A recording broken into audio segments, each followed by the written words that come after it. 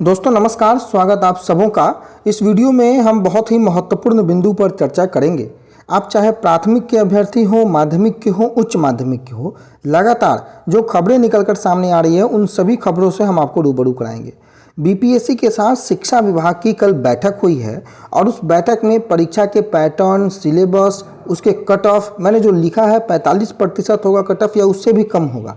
प्राथमिक की बहाली भी साथ में, ये सबसे बड़ी डिमांड है प्राथमिक के अभ्यर्थियों की, और लगभग 2 से सवा 2 लाख अभ्यर्थी हैं प्राथमिक में कुल मिलाकर, अगर हम पूरी तरीके से सीटेट 2022 के लोगों को भी शामिल कर लें। हालांकि उसमें कई लोग सिमिलर भी हैं, लेकिन फिर भी तकरीबन 2 लाख के आसपास के अभ्यर्थी हो जाते हैं।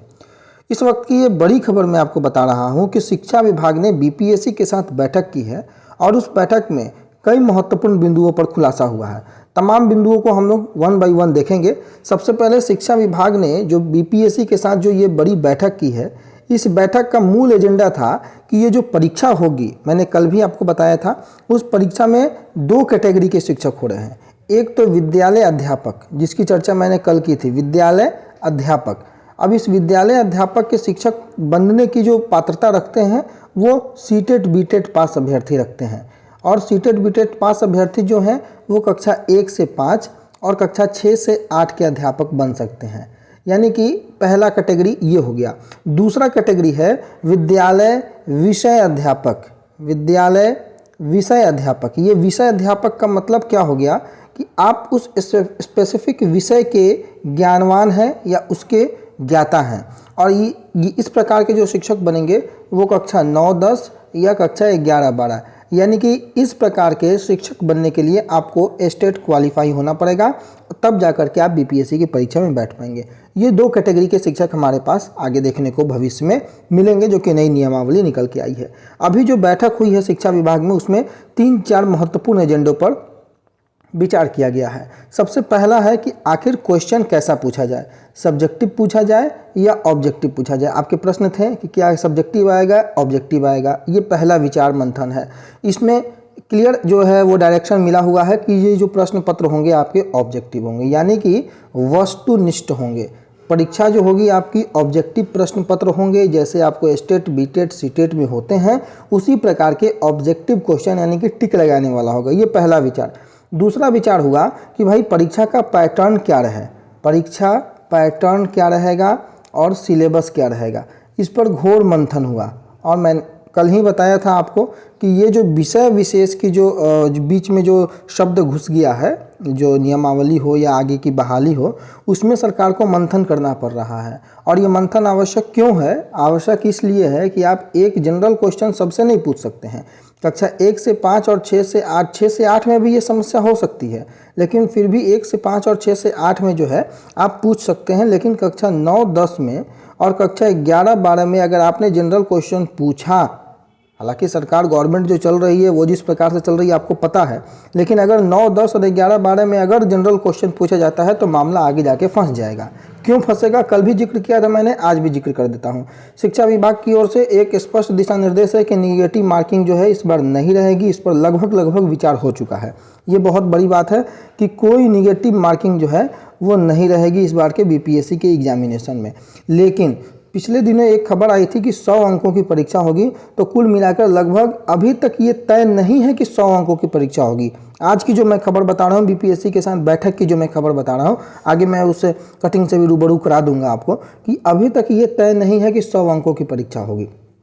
फिर भी जिस मुद्दे पर हम आ रहे थे उसी मुद्दे पर आते हैं कि 9, 10 और 11, 12 में आप स्पेसिफिक सब्जेक्ट वाइज आपको पूछना पड़ेगा, क्योंकि जनरल क्वेश्चन आप पूछेंगे तो आप जनरल साइंस पूछेंगे, आप करंट अफेयर्स पूछेंगे, आप हिंदी पूछेंगे, आप इंग्लिश पूछ सकते हैं, तो ये जनरल क्वेश्चन में प्रॉब्लम हो जाएगी। अब साइंस जो आप पूछेंगे तो वो आर्ट्स बैकग्राउंड के लोगों को दिक्कत हो जाएगी। 9, 10 में जिन्होंने आर्ट्स लेकर के हाई स्कूल के सोशल साइंस के जो अभ्यर्थी हैं वो साइंस विषय में कमज़ोर होंगे, तो ये कहीं ना कहीं बेनिफिट जाएगा।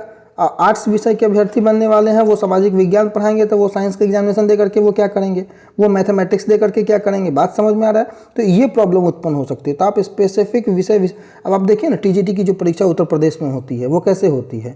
हालांकि वहाँ एक ही परीक्षा होती है कंपटीशन बेस की। सुपर टेट जो होती है वो प्राइमरी और मिडिल के लिए होता है, हाई स्कूल के लिए कोई सुपर टेट नहीं होता, वो केवल एक एग्जामिनेशन पास कीजिए, टीजीटी पीजीटी, और डायरेक्ट आपकी जो है वो ज्वाइनिंग को लेकर के आगे मार्ग प्रशस्त हो जाते हैं। तो यहाँ पर पेंच फंस रहा है और इस कारण से सिलेबस और परीक्षा के पैटर्न पर अंतिम निर्णय नहीं हो पाया है। जो निगेटिव मार्किंग थी उसको मैंने बता दिया कि निगेटिव मार्किंग नहीं रहेगी, ये लगभग तय है। अब कट ऑफ की बात आती है तो 45% जो है वो रिजर्वेशन और लगभग 50% की संभावना अभी तक व्यक्त की जा रही है। ये सामान्य कोटि के अभ्यर्थियों के लिए ये महत्वपूर्ण बिंदु है। सामान्य कोटि के अभ्यर्थियों के लिए 50% और जो रिजर्व है वो 45%। अब हम आपको उस खबर से रूबरू कराते हैं और जो भी छूटी बातें हैं उसमें हम आपको समाहित कर देंगे।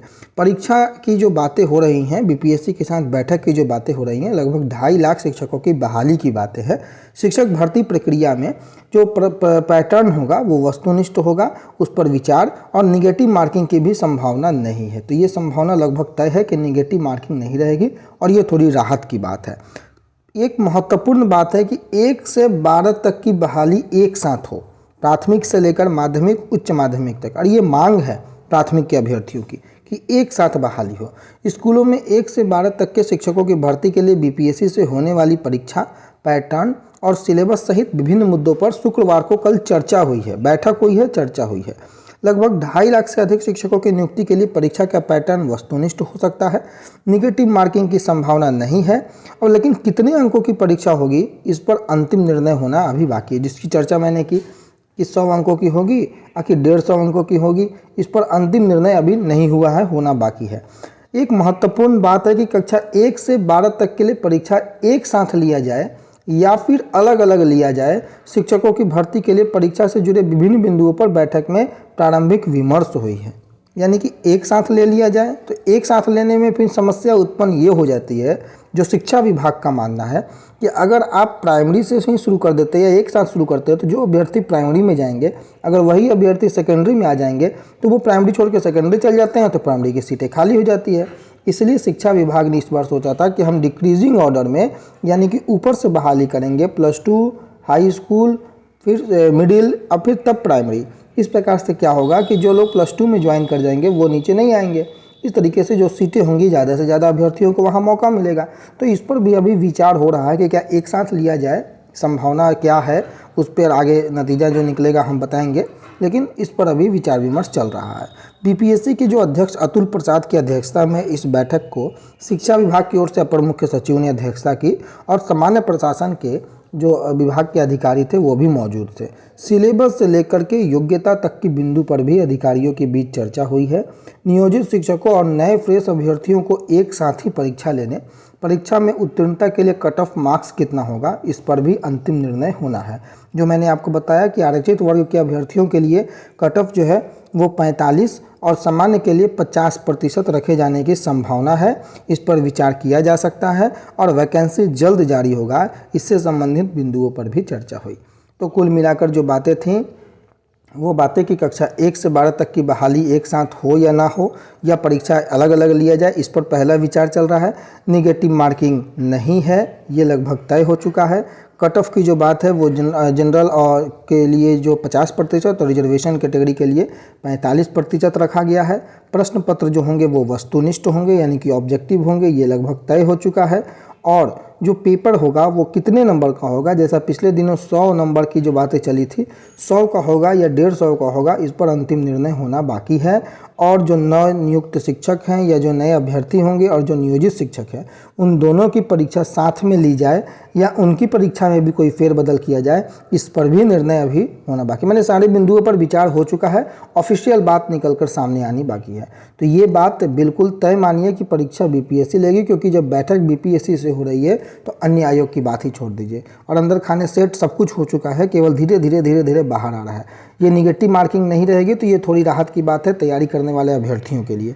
लेकिन सिलेबस को लेकर के जो मैंने आपको बताया कि 1 से 5 और 6 से 8 के लिए जनरल सिलेबस हो सकते हैं, और मैं फिर बता रहा हूँ 6 से 8 में भी ये समस्या हो सकती है, लेकिन फिर भी गवर्नमेंट अगर चाहे तो 1 से 5 और 6 से 8 में कर सकती है। लेकिन 9, 10 और 11, 12 में जनरल सिलेबस नहीं हो पाएगा।